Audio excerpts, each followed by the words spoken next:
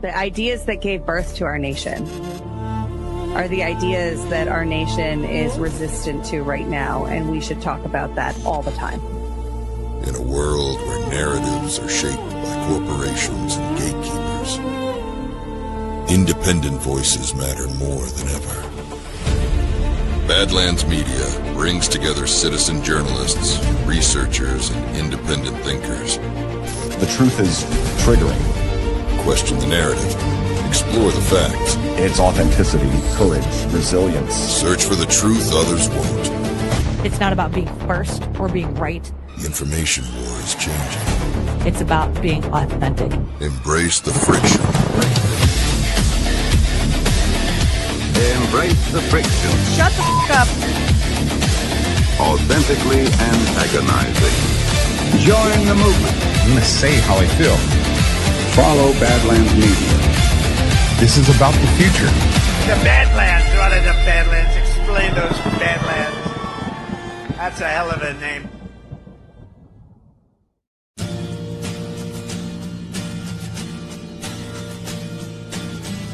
If you are not moving forward and exploring and learning and discovering, you are falling backwards. We want peace, and we want a future that trends with less violence.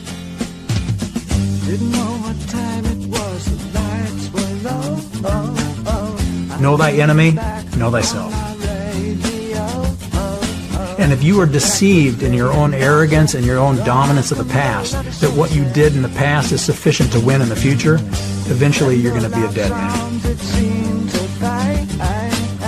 And this Constitution that America has is the best hope of humanity. We have the creativity. God has given us the brains to create our future, to build it.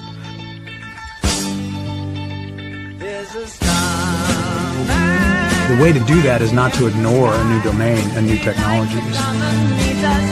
How do we use this knowledge God has given us to glorify God and not let evil people use it as a weapon against good people? We don't have to be victims.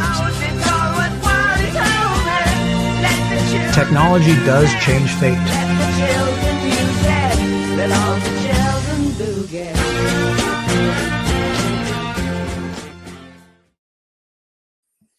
Welcome, everybody, to Space Revolution. I'm skip.Kwast, and I am grateful that you are here.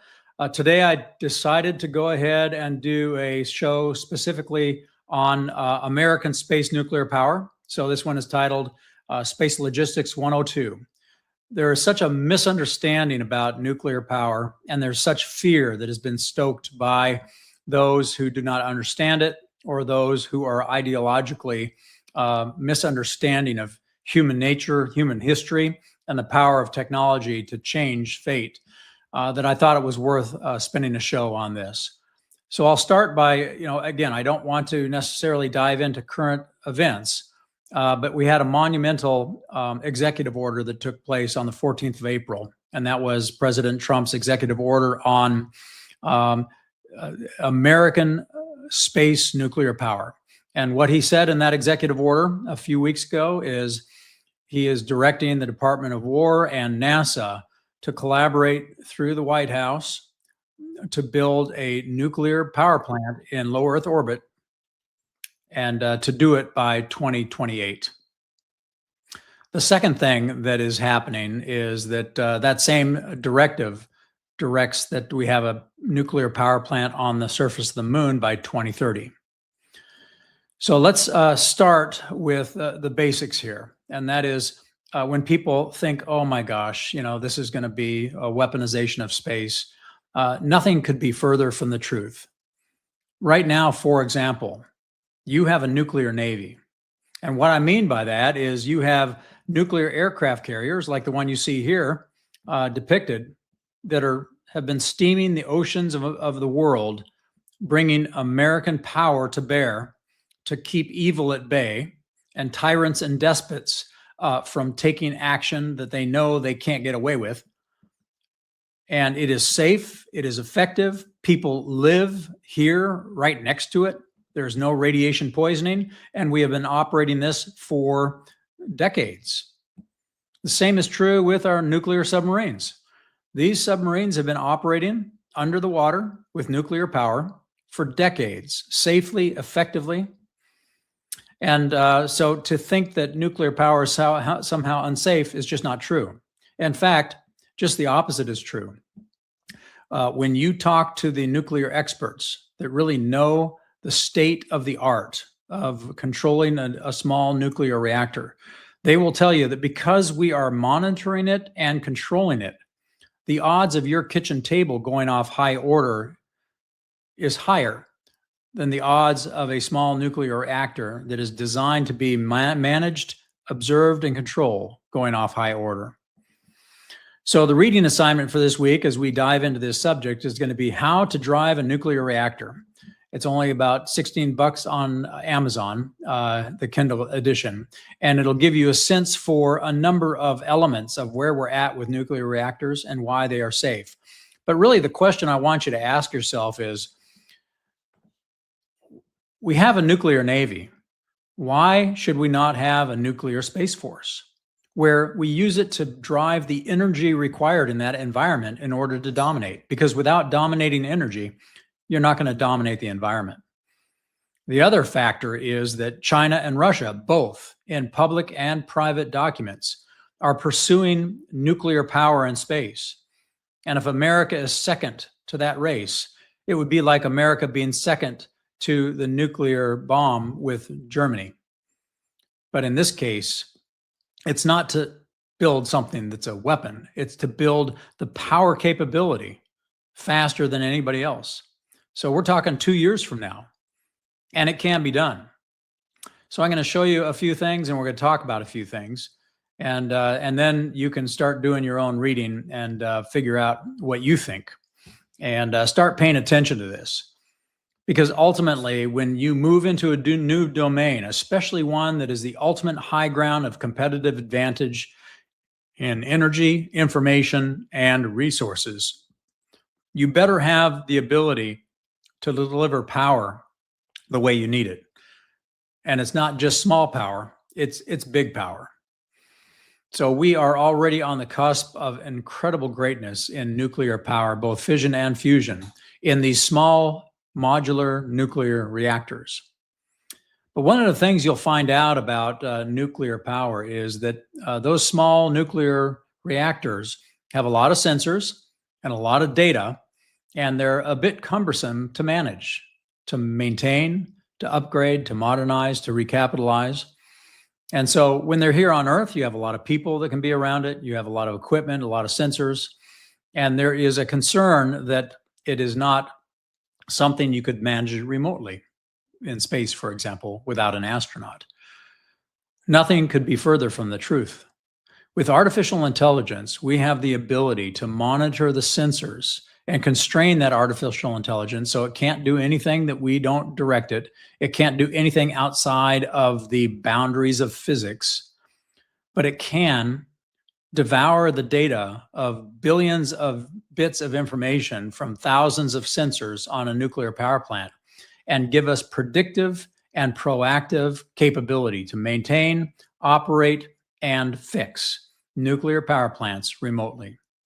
And so right now on planet Earth, we are demonstrating that capability where you can have a small nuclear reactor that is modular, the size of a shipping container, and we can operate it remotely. No human beings need to touch it. With the laser communication, the RF communication, the robotics, the robotic mechanics, as well as the artificial intelligence that can give you the predictive analytics to be able to take care of any issue, maintenance or otherwise, both expected and unexpected, to make sure that nuclear reactor is safe and effective. The one thing that people talk about with nuclear reactors as well is, well, you know, when the uranium rods are spent, then you have to take those uranium rods out of the nuclear reactor and you have to store them. And the way you store them is by keeping them cool so they don't go off high order. Fukushima in Japan, for example, was not a problem of a nuclear reactor going high order.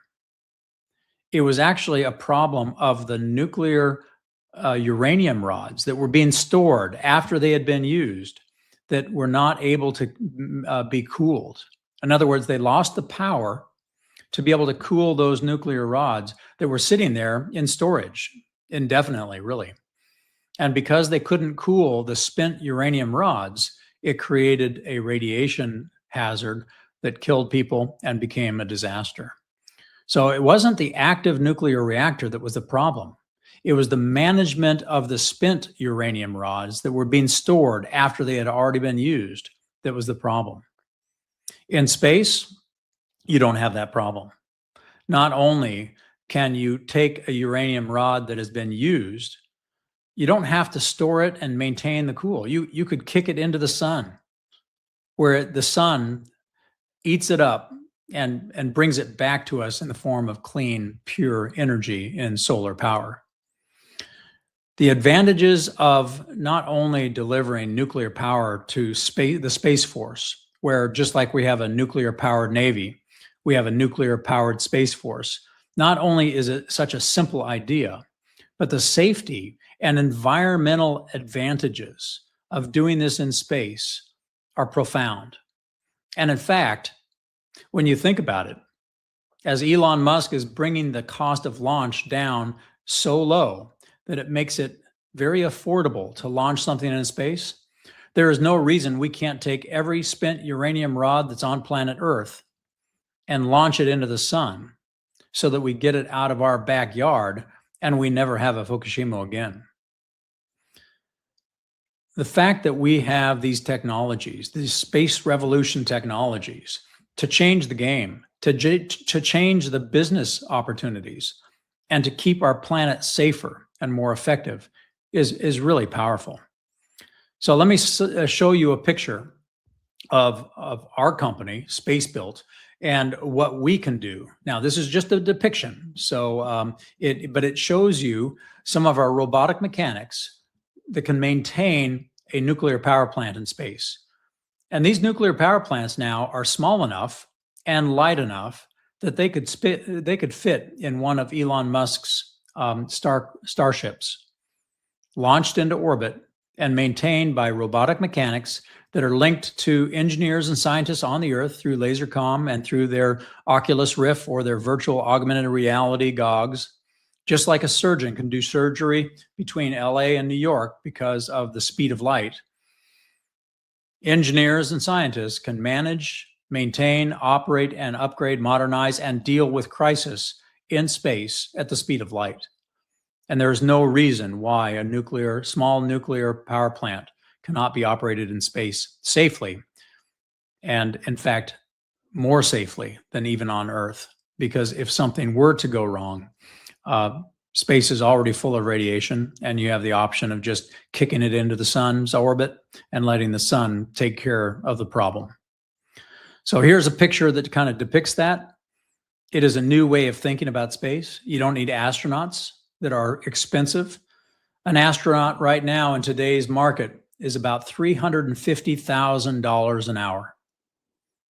That's a lot of money, when the same job can be done with the advances in robotic mechanics, in artificial intelligence, in supercomputing, and in the type of other communications that allows us to be able to virtually and be in the environment you would otherwise be in, and be able to do very nuanced work with robotics that are extremely agile.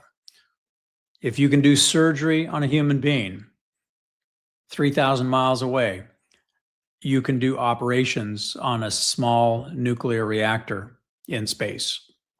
So this gives you a sense of what is in the art of the possible. More importantly, though, if America does not have the courage and the guts to be able to pioneer into a future, a new environment, a space revolution that ultimately has that high ground of orbit, both in the Earth's orbit and all the way out to the moon and beyond. If we are not courageous enough and bold enough to be able to pioneer a path of peaceful dominance, we will be victims of others that are dominant. And we will either be victims of somebody who is benevolent and kind and has values like ours, or we will be victims of those that do not have our values and want to dominate us or control us. And this gets back to something we have talked about in many of the Space Revolution episodes in the past, and that is that all conflict, all struggle, all competition in geopolitics is ultimately about values and whose values will dominate. And the nature of power is a funny thing. When you study history and you study human nature, it comes down to one very simple principle. If you have the power, your values rule. And if you do not have the power, you must submit. It is a scary thought, but it is true to humanity and the history that has unfolded to this point in time. And for all Americans, it's important to remember that we have lived, all of us that are alive, breathing, and watching this episode or any other podcast or show, we are living in an anomaly of history, meaning that the United States has been so dominant economically, militarily, socially, culturally. Just look at Hollywood, for example, that we tend to believe that the future will be like the past. We lose this humility to recognize that actually the norm of history is that when you're the top dog and you start getting lazy, or you start getting entitled, or you stop fighting to be the top dog with an aggressiveness and a tenacity and a resilience to always be the winner, then you will be vanquished by a more aggressive power that finds a way to undercut your advantages. And that's what's happening right now. We have a great power competition going on where our competition in this world has been studying America for a long time. They have mapped our weakness, and our weakness, ironically, is our strength. Our weakness, in their view, is our open society and our free market, meaning that they can come in and have the legal authority to do things that allow them then to cheat, steal, and sometimes kill in order to maintain a competitive advantage. They laugh at us that we let them in so easy. How many other countries have the kind of policies that America has, where we openly welcome people into our country? And it's a beautiful thing. It's something we never want to give up. But because we are a free society and an open market, we have to be about twice as strong and dominant as our competition to make sure we can hold them at arm's length as they try to use this openness as a weapon against us. I'll use a perfect example. A foreign country can easily come in and do business deals where they buy up our farmland, our food supply, our water supply, our electricity supply. They can buy up our telecommunications industries, our media, our journalism, and our entertainment.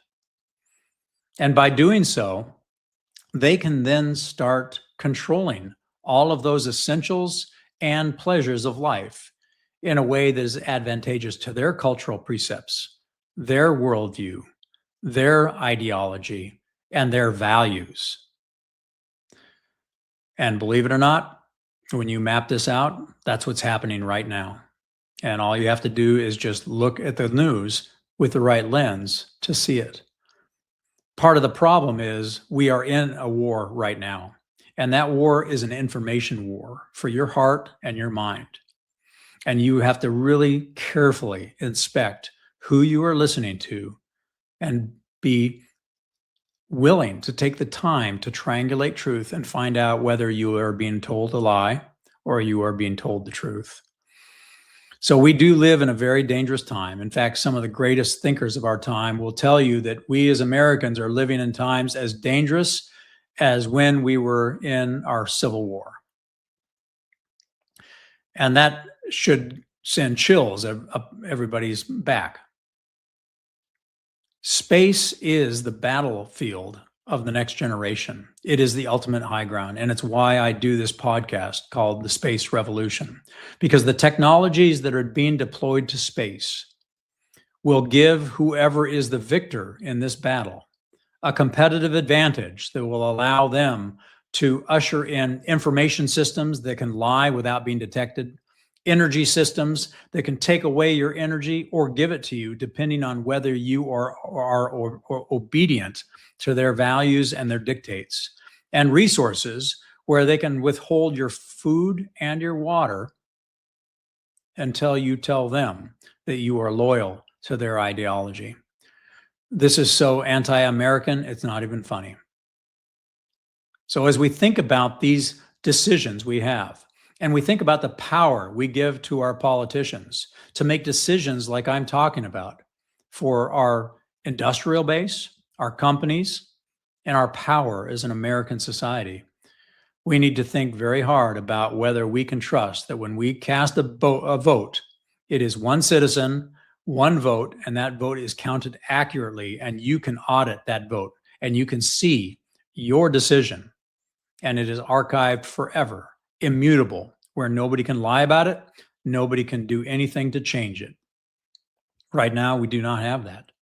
And if we do not have our vote count to those powerful people we put in political positions to make these kinds of policy decisions for us, we are adrift as a country, as a nation, and as a civilization, and as a people that believe in values.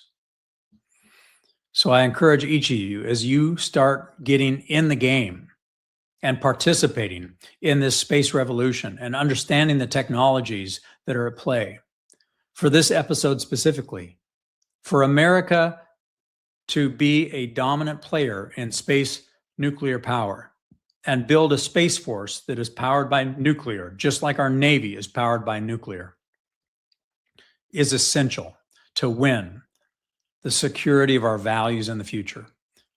And we can take the opposite view. Let's say we decide not to because we're so afraid that somehow this will be dangerous or it will turn into a weapon.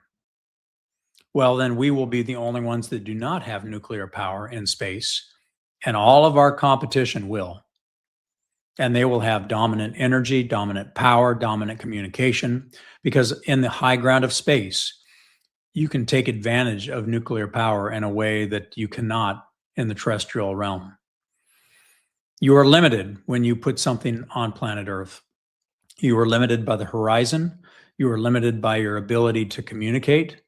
You are limited by the physical security, or I should say insecurity, that a nuclear power plant on Earth is susceptible to drone attacks, electromagnetic directed energy attacks. And yes, in space, you can be vulnerable to those things too. But we are talking about a space logistics infrastructure that is mobile and agile. And when you have multiple nodes in space that are distributed around the globe on both sides of the Earth, all sides of this beautiful planet we live on, and when you can maneuver each of them to get out of harm's way, it becomes like the internet, where the only way to kill the internet is to kill every node in the internet.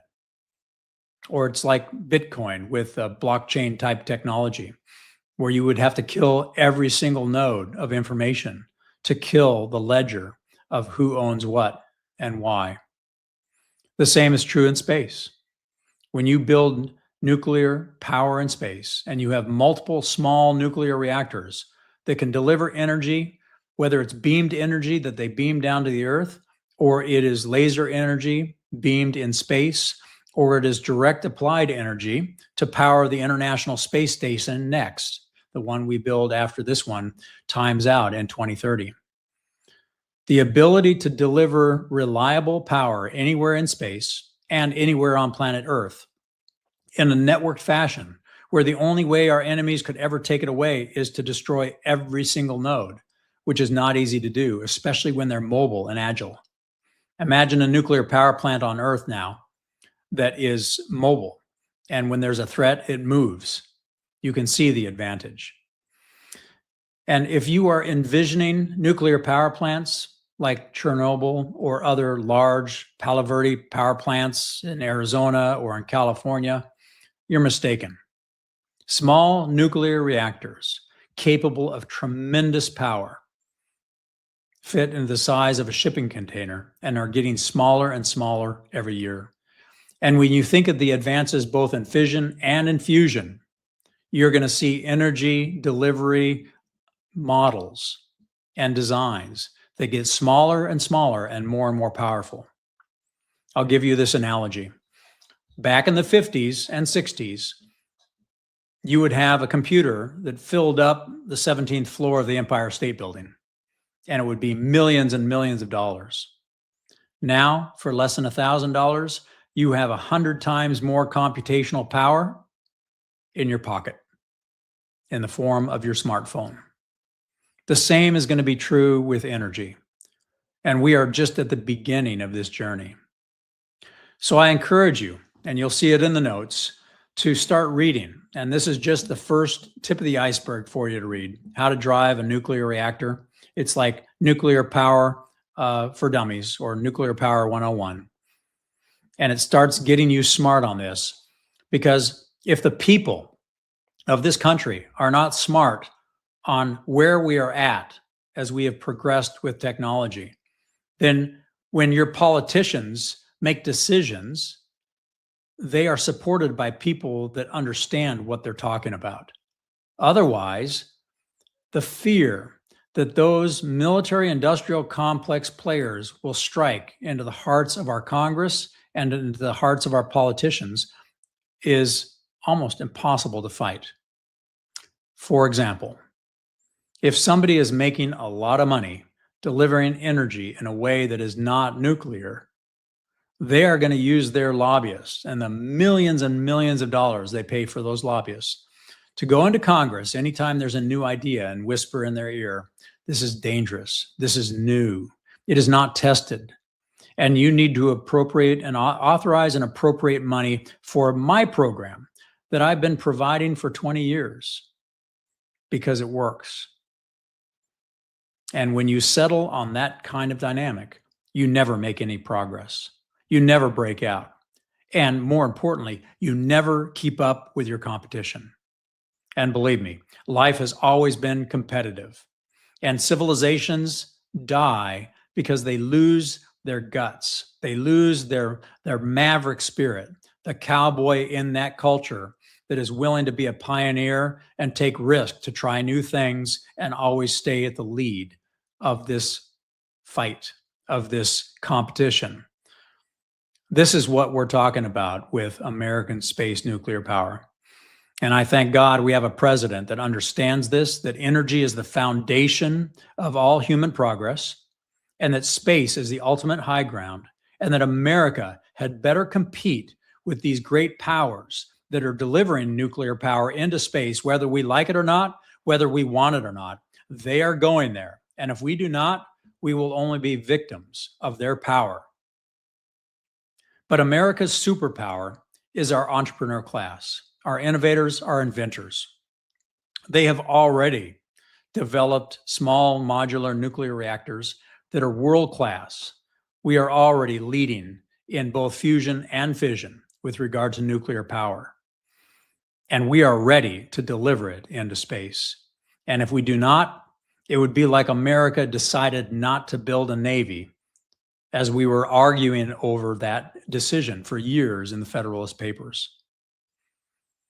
So you need to feel your power. You need to understand your power as a voter and as a citizen, that you need to get smart on these things. And if you don't, your children and grandchildren will be the victims of your inability to be courageous and gutsy and informed and tap into your intellectual curiosity and your aggressive learning to understand what this technology is, what it means, and be informed by facts, and then be politically active, where you do not let politicians be lazy or believe the fearmongers that want to cling to the past and not break out into the future. A lot is at stake in our age, and you should be grateful you are alive at a moment in time where there is a fork in the road. And the question is whether you're going to sit there worried about which fork you're going to take, or whether you take the entire damn fork and move out. So thank you for listening to Space Revolution Episode 16, Space Logistics 102, American Space Nuclear Power. I hope you read not just this book, but many others, and start getting active at convincing your political leaders that we need to create a space force that is nuclear powered, just like we have a Navy that is nuclear powered. And if we don't, we will rue the day. Let's make sure the future is what we build, not what we allow our enemies to build in the absence of our dominant superpower, innovation, creativity, and boldness, which is the heritage of the American culture. Thank you for your patriotism. Thank you for listening, and thank you for getting involved. We'll see you next week on Space Revolution. Have a wonderful evening. In a quiet town where beards grow wild and lips dare to crack without permission, one woman has suffered. Hi, I'm Margie, and I'm Jatriot's mother. But the world would come to know her by another name, Madame Margie, the moistureless. Jay came home with a lip balm. It's called Soft Disclosure. With one miraculous application, her power awakened. Within one day, my lips were healed. It was miraculous. But salvation came at a cost. For in the shadowed lands known only as Badlands, You boys at Badlands are so handsome. she saw potential. You're covering up your beautiful faces. And she made her demand. Shave them all off, Or face the consequences. Beard oil will not save you now. and you'll look so much better. This summer, moisturize wisely and guard your beard. Because Madame Margie, the moistureless, is always watching. Thank you so much for joining us, and don't forget to hit the thumbs up on this video. And a special thank you to all of our advertising partners. Please remember to shift your dollars to support those businesses that support Badlands Media.